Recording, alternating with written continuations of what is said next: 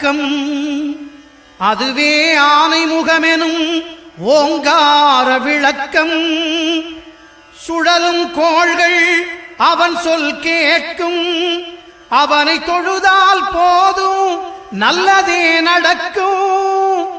ஆனைமுகனை தொழுதால் நவக்கிரகங்களும் மகிழும்.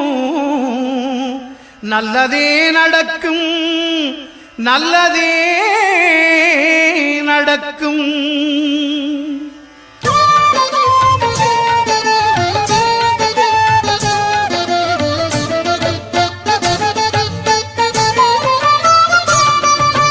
ஒன்பது கோளும் ஒன்றாய் காண